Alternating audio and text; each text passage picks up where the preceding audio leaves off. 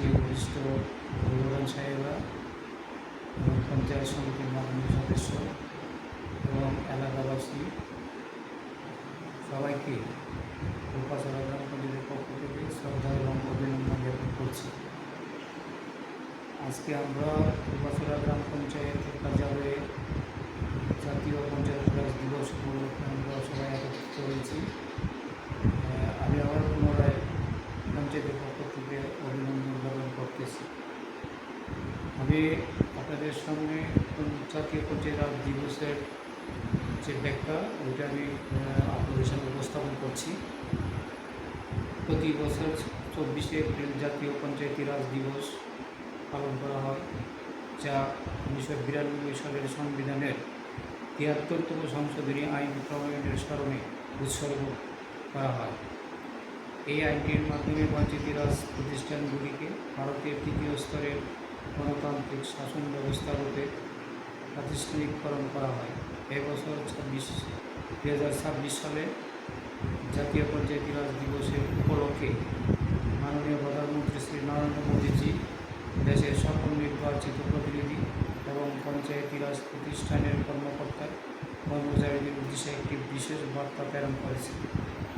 বার্তায় তিনি পঞ্চায়েত স্তরে গণতন্ত্রকে সুদৃঢ় করা, আর্থিক ক্ষমতায়ন, মহিলাদের নেতৃত্ব বৃদ্ধি এবং প্রযুক্তি নির্ভর স্বচ্ছ শাসন ব্যবস্থার প্রতি সরকারের অটল অঙ্গীকারের পুনরুচ্চারণ করেছেন।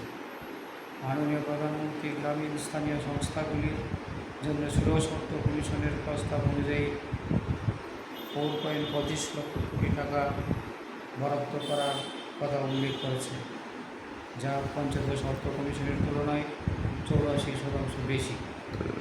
এই বরাদ্দ পঞ্চায়েতগুলিকে সক্ষম, আত্মনির্ভরশীল এবং উন্নয়নমুখী করে গড়ে তোলার এক গুরুত্বপূর্ণ পদক্ষেপ হিসেবে বিবেচিত হবে। সুতরাং অনুরোধ করা হচ্ছে যে রাজ্য ও কেন্দ্রশাসিত অঞ্চলের প্রশাসনসমূহ অনুগ্রহপূর্বক মাননীয় প্রধানমন্ত্রীর বার্তাটি সকল গ্রাম প্রধান, পঞ্চায়েত সদস্য, মুখিয়া, গ্রাম পঞ্চায়েতের সভাপতি এবং পঞ্চায়েতি রাজ প্রতিষ্ঠানের অন্যান্য নির্বাচিত প্রতিনিধি ও কর্মকর্তাদের মধ্যে ব্যাপক কার্যকরভাবে প্রচার নিশ্চিত করেন। বার্তাটি আঞ্চলিক ও স্থানীয় ভাষায় অনুবাদ করে মুদ্রিত আকারে প্রকাশ করুন এবং যত দ্রুত সম্ভব সকল গ্রাম পঞ্চায়েতে পৌঁছে দেওয়া যেতে পারে। এছাড়াও রাষ্ট্র ও কেন্দ্রশাসিত অঞ্চলসমূহ মাননীয় প্রধানমন্ত্রীর বার্তা পঞ্চায়েত প্রতিনিধি, কর্মকর্তা, সামাজিক মাধ্যম চ্যানেল এবং কমিউনিটি নেটওয়ার্ক এবং হোয়াটসঅ্যাপ গ্রুপ ইত্যাদি সহ সকল সরকারি ডিজিটাল প্ল্যাটফর্মে প্রচার করতে উৎসাহিত করা হচ্ছে, যাতে বার্তাটি দেশের প্রতিটি পঞ্চায়েত স্তরে পৌঁছে।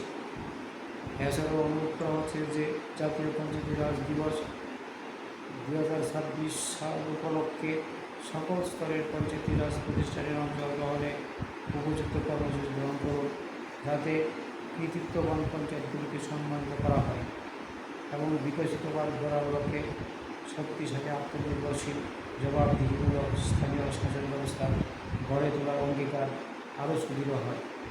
সবাইকে নমস্কার, ধন্যবাদ।